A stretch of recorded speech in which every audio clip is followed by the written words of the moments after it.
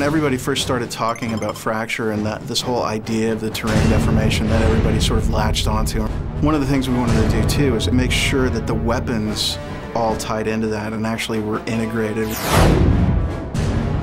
So it wasn't just like, well, here's your standard set of weapons that you see in this type of game, and also here's terrain deformation.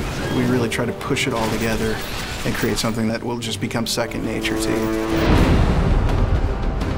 Jet Brody is the character that you play, and he's got some cybernetic enhancements that allow him to survive in the world and survive as a soldier, and one of those is an entrencher. There's areas throughout the game where you can use the entrencher, and you'll have crates or rocks kind of on the top of the hill, and then you can entrench the ground beneath it, and they'll come tumbling down and actually crush any enemies that might be in their path. There are a number of different classes of weapons in Fracture. We've got the detonate at will bucket, like the torpedo gun.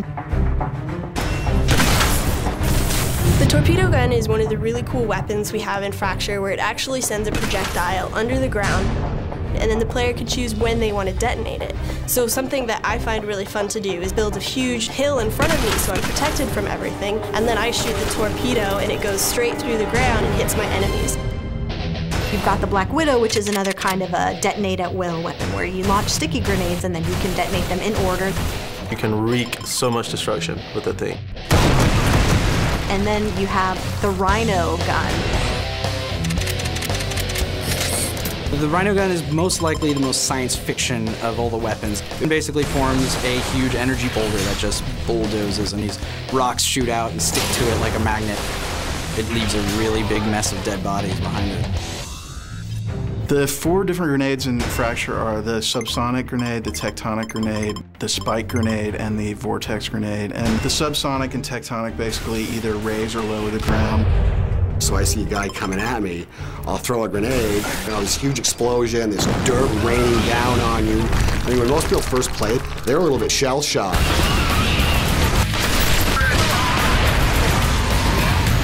Spike grenade is pretty unique because it creates this gigantic molten spike that you can hide behind if you need to. You can also ride the top of it to get to certain areas that you couldn't get to otherwise, or you can create sort of a perch for yourself.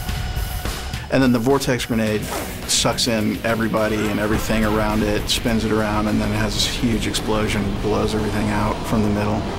The coolest part of the weapons in Fracture is that they're so different, and you can tell that they were really created as a labor of love by the design team, like the ice rifle. You can raise the ground and freeze the ground, you know, you can freeze your enemy. It's really cool. My favorite weapon in the game would have to be the lodestone.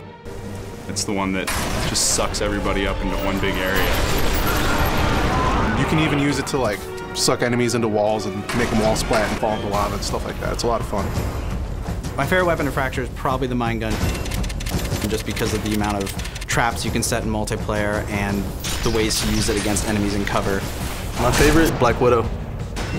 I love just being able to get a height advantage and just rain down sweet, sweet destruction. Evil all the way. My favorite weapon in the game right now is the Bangalore rocket launcher. And if you've got the Bangalore, you can fire a rocket and take out a bunch of guys at one time. That's just me. You'd be hard-pressed to find a weapon set as interesting and varied and unique as what you're going to find in Fractured. There's so many weapons in this game, and what you've seen today is just really a small sample of them. There's something for everyone in this game. The weapons really stand out. And I think people are going to have higher expectations of weapons in games after they've played Fracture and seen what they could have access to.